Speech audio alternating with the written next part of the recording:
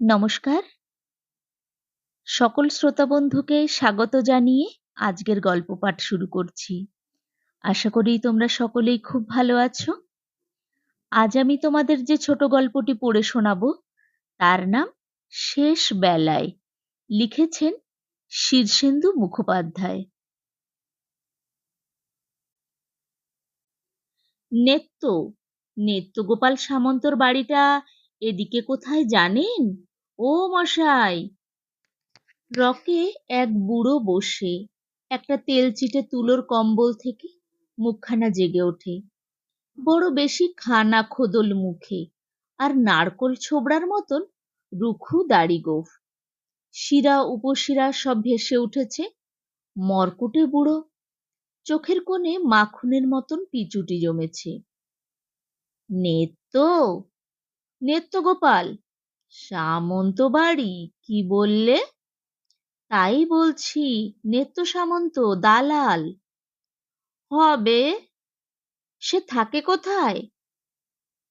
বুড়োটা ঘোলাটে চোখে একটু চেয়ে থাকতেই কপালের চামড়ার নিচে বান মাছের মতন একটা রগ সরে গেল একটু পিছলে। মরবে, কিন্তু কফ শ্লেষা তিনটেই প্রবল। গলার ঘটঘটটা সামলাতে পারছে না, বুকে বাতাস ডাকছে। শেলেষা, বুঝলে? বুঝেছি। অনেক নতুন নতুন লোক বসেছে নিশিন্দায়। নতুন কালের মানুষ সব। সবাইকে কি চিনি? হরেন চৌধুরী বুঝলো হবে না, বলল, কিন্তু খুব নামডাকের লোক, ৩-৪ রকমের দালালি। রাখো তোমার দালালি, দালাল নয় কে। কি নাম বললে? নেত্যগোপাল। নেত্যগোপাল সামন্ত বাড়ি। এই বাড়িটাই দেখিয়ে দিল একজন। এই বাড়ি বলে মাথা নাড়ে বুড়োটা। কিছু ঠাওর পাই না, এই মনে পড়ে, ভুলে যাই। ঝুপবুস হয়ে বসে গেছি বাপ, কে আর দেখে আমাকে। জারটাও বাড়লো খুব এবার। হরেন হাসে। জার কোথায় খুড়োমশাই? দিব্যি বসন্তের হাওয়া দিচ্ছে। তোমা তো দিবেই, যার মাথায় হাত তার জার। শরীরে সেই কোন সকালে শীত ঢুকে বসে আছে, তাড়াই কত, যায় না। তো নেত্য সামন্তের খোঁজ পাই কি করে? বাড়িতে কে আছে? আছে অনেক, জ্ঞাতি গোষ্ঠী কি কম। তিষ্ঠতে পারি না বাপ, বড্ড জ্বালায় ছেলেগুলো। নিত্যগোপালের ছেলে, আমার নাতি। হরেন ঝুঁকে সাগ্রহে বলে, কি নাম বললেন? আপনার ছেলে নিত্যগোপাল? বুড়ো হতচকিত চোখে চায়। তবে কার ছেলে? ভুল বললুম নাকি? তাহলে তো এইটাই নিত্যগোপালের বাড়ি। চেনে না বললেন যে? চিনি, আমার ছেলে। ভুল হয়ে যায় বাপ, আমি হচ্ছি গয়ের সামন্ত। বলে বুড়ো মাড়ি আর মুখের ফোকর দেখিয়ে হাসে। এইবার মনে পড়েছে, সব হিসেবে ঠিকঠাক। সামন্ত বাড়ি, নেত্য। নেত্যকে আমার দরকার। যাও না ভেতরে। এটা কি সকাল বাপ? কটা বাজলো? বিকেল 4টে। এই সময়ে থাকার কথা। আছে বোধহয়, এইখানেই থাকে। গয়ের সামন্ত ছেলে হলো নেত্যগোপাল। নেত্যগোপাল। ছেলেপুলে কাউকে তো দেখছি না, কাকে দিয়ে ডাকাই? অচেনা লোক হুট করে ঢুকে পড়াটা কি ঠিক হবে? ছেলেপুলে, নেত্তর, তারা সব গর্বস্রাব। গালাগালটা হরেনের শোনা, বাবা দেয়। হরেন বলল, ছেলেগুলো জ্বালায় নাকি? কিছু রাখে না, এক পুরিয়া চিনি লুকিয়েছি তোশকের তলায়, লোপাট, কিচ্ছু রাখে না। বড় এলাচ খেলে বুক ভালো থাকে। চিত্ত এনে দিয়েছিল এক মুঠো, কড়মড় করে চিবিয়ে খেলো। বৌমারা সব যে পেটে এগুলো কি ধরেছিল, ছি ছি। হরেন চৌধুরী দরজায় উঠে নেত্যবাবু বলে ডাকে। ভেতরে শোনা যায় না, বুড়োটা বলে। কেন? সব অনেক ভেতরে থাকে, ছেলেগুলো সর্বক্ষণ খাচ্ছে চেঁচাচ্ছে, কিছু শোনা যায় না, ঢুকে যাও। মেয়ে ছেলে রয়েছেন, যদি কেউ কিছু মনে করেন। উটকো লোক, পর্দানসীন তো নয়, যখন গাল পাড়ে তখন তো ইয়ের কাপড় মাথায় উঠে যায়। মেয়ে ছেলে, যাও। সর্বক্ষণ লোক আসছে, এ হচ্ছে হাট। তা হরেন চৌধুরী কিছুক্ষণ দোনামোনা করে ঢুকেই পড়ে। রক পেরিয়ে দরজা, ভিতরে একটা বাঁধানো জায়গা, বারান্দা মতন, তারপর মস্ত উঠোন। বাড়িটার কোনো প্ল্যান ছিল না নাকি? যেখানে সেখান দিয়ে ঘর বারান্দা সব গজিয়েছে। দেওয়ালে প্লাস্টারের বালাই নেই, ইট বেরিয়ে আছে। এক পাশে ভাড়া বাঁধা, রাজমিস্ত্রির কাজ চলছে বোধহয়। কাণ্ডটা প্রকাণ্ডই। উঠানের চারধারেই ঘর, ঘরের ওপর ঘর উঠেছে কোথাও। একটাই বাড়ির খানিকটা একতলা, খানিকটা দোতলা, তেতলাও আছে। উঠোনের মাঝখানে কুয়ো, কুয়োর পাশেই আবার টিউবওয়েল। বিস্তর বাচ্চা কাচ্চা আর কয়েকটি মহিলা দেখা যায়। কুয়ো পাড়ে বাসনের ডাই মাজতে বসেছে কুঁজো চেহারার কালো এক মহিলা। মাজতে মাজতে বকবক করছে। তার কাকালের ফাঁক দিয়ে বাদরের বাচ্চার মতন একটা বছর দেড়েকের মেয়ে ঝুলে আছে, তার মাথাটা বুকের মধ্যে সেদনো। মেয়ে মানুষরা পারেও। একটু ভেবে শিউরে ওঠেন হরেন, হেঁকেই জিজ্ঞাসা করে, নেত্যগোপাল বাবুর বাড়ি এইটা তো? কেউ তাকালো না। উঠান জুড়ে চিল চেঁচানি, খাপড়া ছুঁড়ে গুটি সাতেক ছেলে মেয়ে গঙ্গা যমুনা খেলছে। তাদের মধ্যে একজন এক ঠ্যাঙে লাফিয়ে 3 ঘর পেরিয়ে গেল। সবাই চেঁচাচ্ছে তাই। এই হচ্ছে জয়েন্ট ফ্যামিলির ছবি। হরেনের চোখ দুটো করকর করে উঠল দুঃখে। একসময় সে এরকম একটা পরিবারে মানুষ হয়েছিল। সে সব ইতিহাস আজ সামন্ত মশাইয়ের কাছে এসেছে ছোট্ট একটা প্লট বা বাড়ির সন্ধানে। লোকটার হাতে বিস্তর জমির খোঁজ। কলকাতায় আর জমি নেই, যাও বা ছিল ঢাকুরে, যাদবপুর, বেহালা বা গড়িয়ায়, তাও টপাটপ ফুরিয়ে এলো বলে। এরপর কলকাতায় জমি বিক্রি হবে ঝুড়িতে, মানুষ তাই কিনে ঘরে সাজিয়ে রাখবে। দেখবার মতন জিনিস হবে একটা। তা সেই দুর্লভ জমি ফুরিয়ে যাওয়ার আগেই হরেন এক মুঠো চায়। ছোট্ট প্লট হলেই তার চলে যাবে, সংসার বড় নয়, বউ আর 2টো ছেলে, 2টো মেয়ে। কাঠাখানেক কি 1.5 হলেই 3 তলা তুলবে। সুবিধে মতন জায়গা হলে একতলাটা হবে দোকান ঘর, দোতলায় ভাড়াটে, 3 তলায় তাদের ছোট্ট সংসার। ছোট পরিবারই সুখী পরিবার বলে বটে, কিন্তু হরেনের মনে ধন্দটা যায়নি। সামন্ত মশাইয়ের বাড়ির দৃশ্যটা দেখে কি জানি কেন হরেনের বুকটায় মেঘ জমে ওঠে। এইরকম একটা হাটখোলায় সে মানুষ হয়েছিল, সুখে নয়, আবার তেমন সুখ আর পাবেও না। দীর্ঘশ্বাস চেপে সে 2 কদম এগোলো। বারান্দার নিচে নর্দমা, তাতে একটা নীল বল পড়ে আছে। উঠোনে ফাটা বেলুনের রাবার নেতার মতন একটা ছাগল ঘাস থেকে মুখ তুলে হরেনের চোখে চোখ রাখে। কোনো বিধবার রোদে দেওয়া কাপড় অশুচি করেছে হতচ্ছাড়া কাক। বুড়ি দোতলার রেলিং ধরে ঝুঁকে চেঁচাচ্ছে, বলি, নেন্তি, কাকে ছোঁয়া কাপড় মা? রাড়ি বলে তো আর মানুষের বাইরে যায়নি, তখন থেকে বলছি ধো, না হয় গঙ্গা জলের ছিটে দে। হরেন নির্বাক দাঁড়িয়ে থাকে। বোঝা যায় যে এ বাড়িতে লোকের যাতায়াত বিস্তর। সে যে ঢুকে এসে দাঁড়িয়ে আছে কেউ গ্রাহ্যই করে না, যেন বা বাড়ির লোক।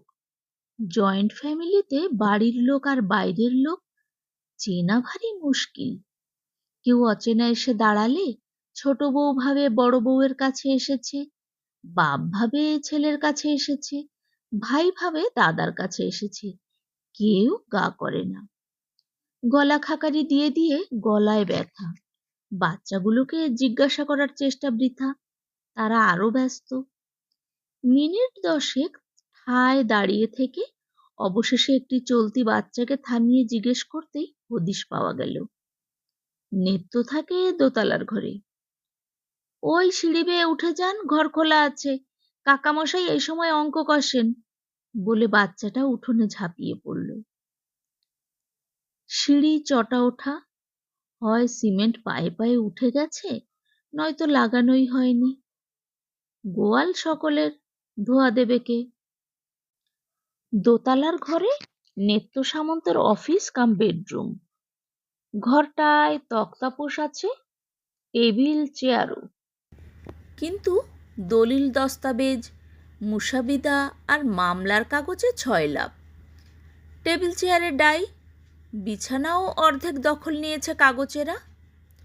থলথলে চেহারার কালো মতন নিত্যগোপাল মেঝেয় বসে চৌকির ওপর গ্রীবা তুলে জিরাফের ভঙ্গিতে হ্যাঁ অঙ্কই কষছে বটে। আসলে ফর্দ।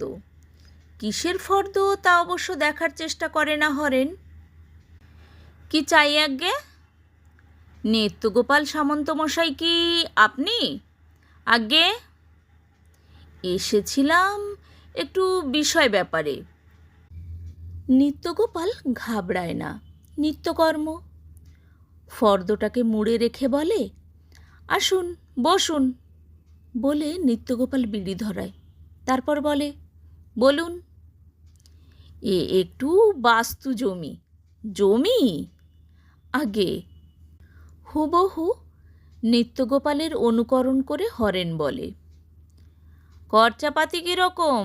এলাকা তৈরি বা পুরনো বাড়ি চলবে না? চলবে, তবে 3 তলার ভিত হওয়া চাই। নিত্যগোপাল হাসল, হাতের বিড়িটা ঘুরিয়ে ফিরিয়ে দেখল একটু, তারপর বলল, যারা বাড়ি করে তারা 3 বা 4 তলার ভিতই গাঁথে, সে 1 তলা করলেও শেষ পর্যন্ত আর 3 তলা বা 4 তলা হয়ে ওঠে না। বেশিরভাগই টাকার অভাবে যতলার ভিত তার অর্ধেক উঠে ফুরিয়ে যায়। মাটির তলায় বৃথা খরচ। হরেন চুপ করে রইল। 3 তলাটা তার চাই। আমাদের বাড়িরই সেই দশা। মাটির নিচে 1015-20 টাকা, ওপরেতে ঠেঙে ভূতে পাওয়া বাড়ি, বলে হাসল নিত্যগোপাল। হরেনও হাসল, কারণ নেই। তারপর হঠাৎ দালালের সামনে বেশি হাসা উচিত নয় ভেবে গম্ভীর হয়ে বলল, তবে বাড়ির চেয়ে জমিই ভালো, পছন্দ মতন করা যাবে। কীরকম করতে চান? 1 তলায় 2টো দোকানের প্রভিশন থাকবে আর গ্যারেজ, 2 তলায় 2টো ফ্ল্যাট, 3 তলাটা আমার। ওটা। নিত্যগোপাল বিড়িটা মন দিয়ে দেখে, চোখ ছোট, কপালে লম্বা কোচকানো দাগ। শুনছেন? হরেন সন্দেহবশত জিজ্ঞাসা করে। শুনেছি, বলে নিত্যগোপাল। 3 তলাটায় চতুর্দিকে বারান্দা টারান্দা হবে, চিলেকোঠার পাশে 4 তলায় হবে ঠাকুর ঘর। নিত্যগোপাল শ্বাস ছাড়ল। কথাবার্তায় আরও সময় গেল খানিক। আগামপত্তর করতে হলো কিছু। পেয়ে যাবে হরেন, বর্ষার আগেই ভিত গেঁথে ফেলতে পারবে। নিত্যগোপালের 2 হাতের 10টা আঙুলের নখে নখে কলকাতার মাটি লেগে আছে। কলকাতার জমি ফুরিয়ে যাওয়ার আগেই 1 খামচা তুলে নিতে পারবে বলে ভরসা হয় হরেনের। 1 তলার 2টো দোকান ঘরের একটাতে বসাবে গবেট বড় ছেলেটাকে, গ্যারেজটাও বেশি খালি পড়ে থাকবে এখন, যদি ভগবান কখনো সুদিন দেন।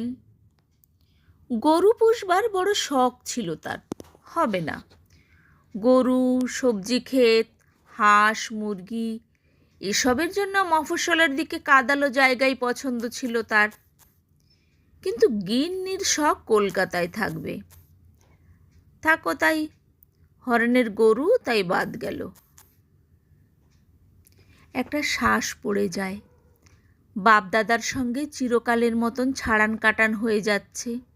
যাক, এজমালি সংসারের লোভা মুখখানার হাঁ আর বন্ধই হয় না। বাবা গত 11 বছর বসে আছে। দাদা হাইকোর্টে ফোলিও টাইপ করে বুড়ো হয়ে গেল। পরের ভাই মোটর মিস্ত্রি, তার ওপর লাভ ম্যারেজের দজ্জাল বউ। থাকা যায় না একসঙ্গে। পয়সা কড়িতে, রোজগারে ওর মধ্যে হরেনেরই যা হোক একটু চিকিমিকি। বউ তাই রোজই সাবধান করে, এই বেলা ভেন্ন হও, নইলে সব তোমার ঘাড়েই হামলে থাকবে। বুড়োটা নিচের বারান্দায় খেতে বসেছে। বাটিতে চিড়ের জাউ কিংবা সাগু, কিছু একটা হবে। সপসপে জিনিসটা হাতের কোষে তুলে ভয়ঙ্কর মুখখানা হাঁ করে সরাত করে টেনে নিচ্ছে। এই বয়সে খাওয়া বাড়লেই বুঝতে হয় দিন শেষ হয়ে আসছে। হরেন মুখটা ফিরিয়ে নেয়। প্রশ্ন এসে পড়ে মুখে, সামলাতে পারে না হরেন।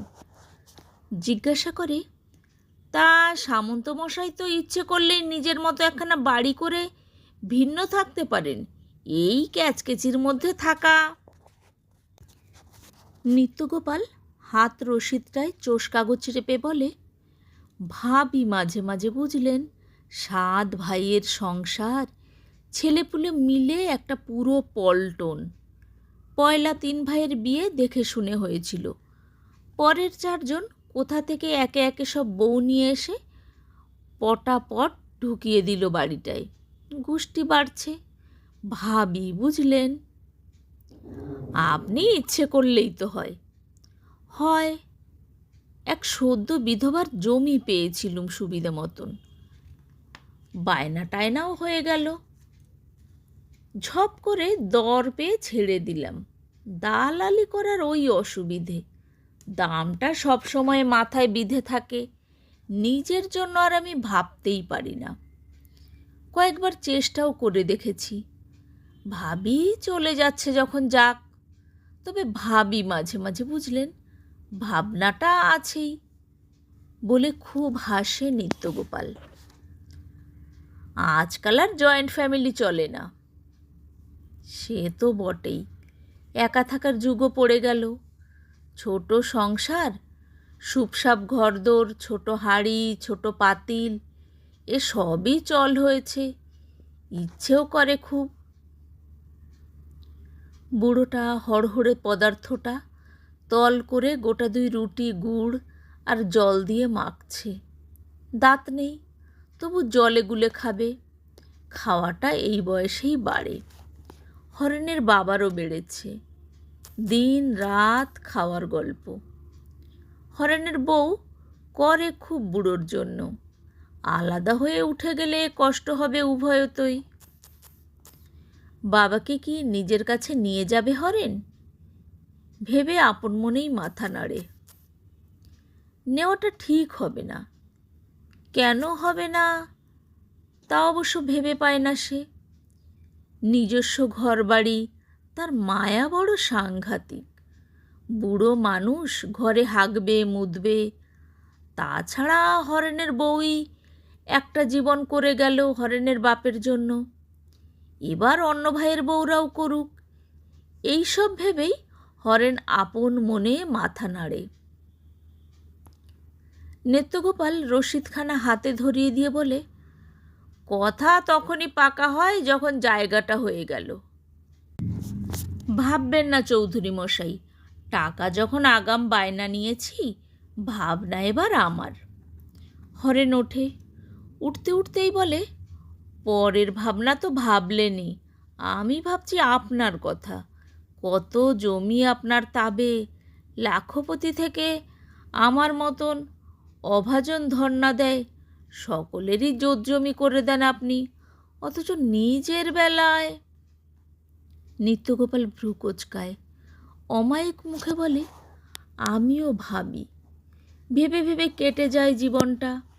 আলাদা বাড়ি, আলাদা সংসার, তার স্বাদই আলাদা। বউও বলে, খুব বলে, জলে জলে হাত পা হেজে মজে যায়, জায়দের ছেলেপুলে টেনে কাখে ব্যথা, প্রলয় উনুনের উপর বিশাল কুম্ভি পাকে রান্না করে করে মাথা ধরার ব্যামো, অম্বল, সবই বুঝি মশাই, কিন্তু মাথার মধ্যে এমন এক দাও মারার মতলব বাসা বেঁধেছে যে কি বলবো। আরও দু চারটে কথা বলে হরেন চৌধুরী বেরোয়। রকে এসে আবার মুড়িসুড়ি দিয়ে বসেছে বুড়ো, হাতে বিড়ি। তাকে দেখে মুখ তুলে জিজ্ঞাসা করে, কটা বাজে বাপ? হরেন হাসে, ঘড়ি ঘড়ি টাইম জানা চাই, যেন কত অফিস বা সিনেমার বেলা বয়ে যাচ্ছে। ঠাট্টা করে বলে, টাইম জেনে কি হবে খুড়োমশাই, ইষ্ট চিন্তা করুন। সময় কি ফুরিয়েছে বাপ? হরেন হাসিটা গিলে বলে, বেলা তো ফুরিয়েই এলো খুড়োমশাই। বেলা ফুরিয়েছে বলে খুড়ো একটু থমকে চেয়ে থাকে। মুখখানা তুবড়ে অদ্ভুত দেখতে হয়, ঠোঁট দুটো ফোকলা হায়ের মধ্যে কচ্ছপের মুখের মতন ঢুকে বেরিয়ে আসে। বুড়ো বলে, এটা কি বিকেল? তাই বটে, তবে যে মেজ বৌমা বড় চিড়ের জাউ খাওয়ালে। হ্যাঁ, জাউ তো আমি সকালে খাই, বৈকেলে আজ হালুয়া খাবো বলেছিলাম যে। হ্যাঁ? হরেনের একটু কষ্ট হয় বুকের মাঝখানটায়। বলে, খাবেন তাই কি? খাওয়া কি একদিনের? চিত্ত সুজি এনে রেখেছিল, আমি নিজের চোখে দেখেছি। তাহলে ওই গর্ভস্রাবগুলোকে খাইয়েছে?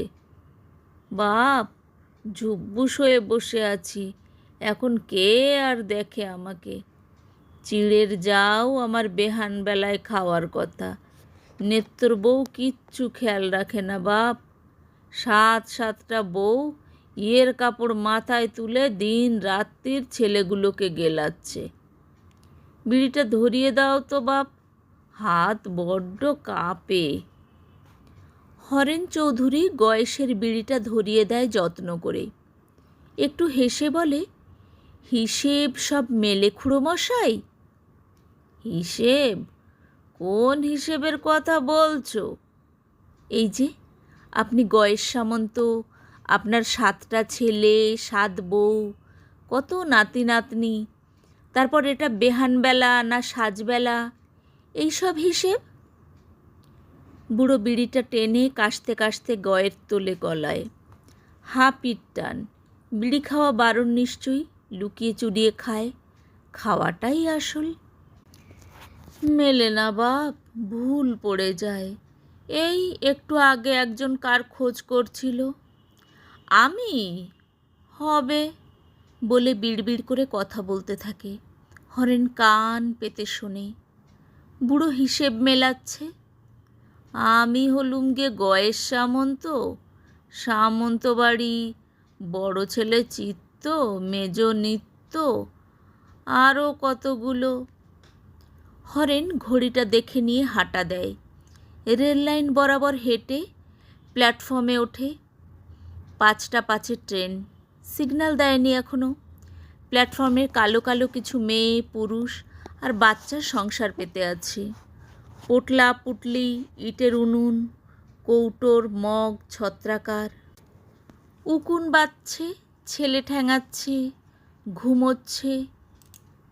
20-30খানা রুটি রোগদে শুকোতে দিয়ে একটি মেয়ে বসে কাক তাড়াচ্ছে। কেন যে রুটি শুকোয় এরা কে জানে। একটি বাচ্চা হামা দিয়ে এসে হরেনের জুতো ধরে ফেলেছে। হরেন ঠ্যাং টেনে নেয়, সংসারটার দিকে একটু চেয়ে থাকে। ভারী নিশ্চিন্ত হাবভাব।